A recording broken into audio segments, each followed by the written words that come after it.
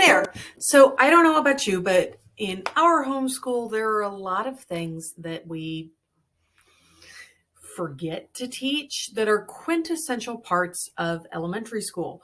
So what do I mean by forget? Well, sometimes you get so wrapped up in teaching your kid to read and doing all the fun history stuff and doing all the math stuff and making sure they're hitting, the goals that you have for them, that you forget some of the basic little stuff. And then your kid comes and asks you a question that you're like, oh, that's something you really probably should have known in like kindergarten. Did I never tell you that?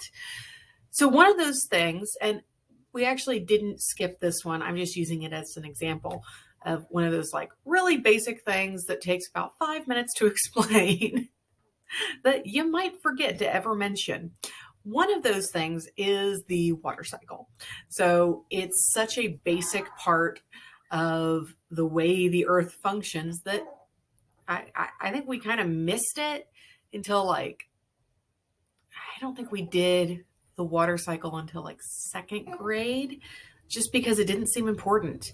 So today, here are a few quick little things that you can teach your kids about the water cycle, a few little activities so that it sticks in their head and they know what some of these terms are. And then you're done and you can move on to the fun stuff. Well, you might find this fun too. It's actually, they are some pretty fun little ideas. Quick, easy, no like money. So yeah, join me on the next slide. So a little refresher, what are the parts of the water cycle? You've got evaporation, condensation, precipitation, and collection. Evaporation, condensation, precipitation, and collection. I don't know why I made up a little song just now, but I did. So there you go. So evaporation is the process by which water is transformed from a liquid into a gas by the heating of the sun.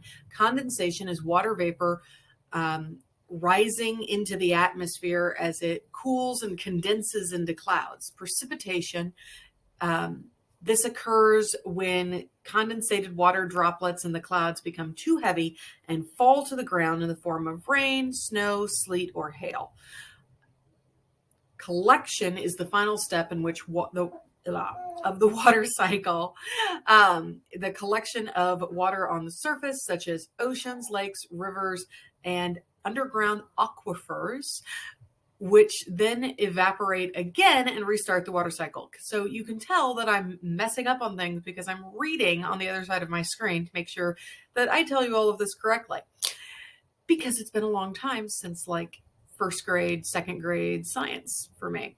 So I wanted to have the information there, and that's why I messed up, because I'm better at just talking to you. I should do that more. So water on Earth is millions of years old and is constantly being recycled. So this little fact came up when I honestly Googled and just said, tell me something interesting about water. And Google shot this out. And it was like, no, that actually is fairly interesting. And I think there's a good conversation there.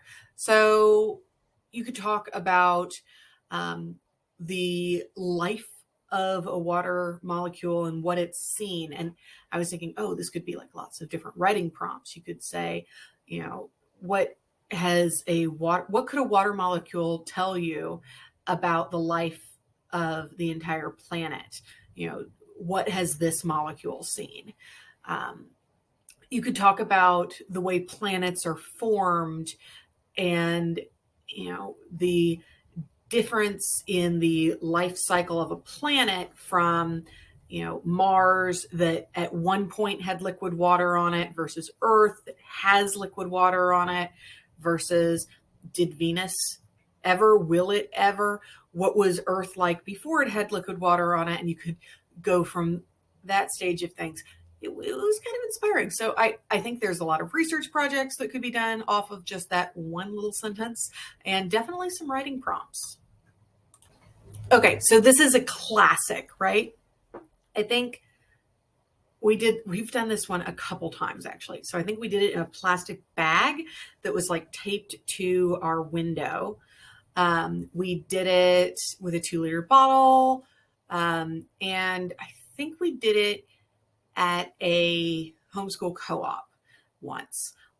But if you haven't done this with your kids, remember to do this very classic little kid science experiment where you just make the water cycle in a bottle or in a plastic bag or something, and you let it like form little clouds. It's very, very cute.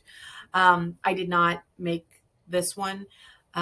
This image credit is to A Dab of Glue Will Do.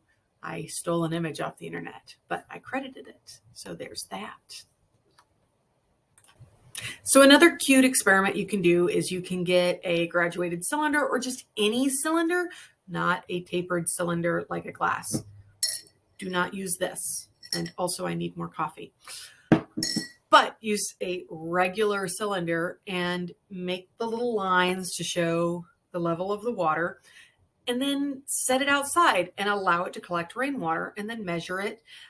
This is a great experiment, A, to get the kids outside, B, to get them crafting something, and C, to get them to calculate surface area, volume, and start tracking these things. Graduating it up along the side is fantastic, but it's also really cool to get them to calculate the internal volume of that cylinder at the different levels of rainwater. So do that. That'd be fun. Okay, so finally, I've made a little free printable for you that has a few different little things in there. The little experiments that we talked about, it's got instructions for those. It's got the pretty little water cycle image that I put together. It's got some writing prompts, some different fun stuff you can do to reinforce the water cycle with your kids. It's beautiful outside. This is a great spring activity. So it's a free resource. I'll just put the link down below. And if you like it, you like it. All right. Thanks. Bye.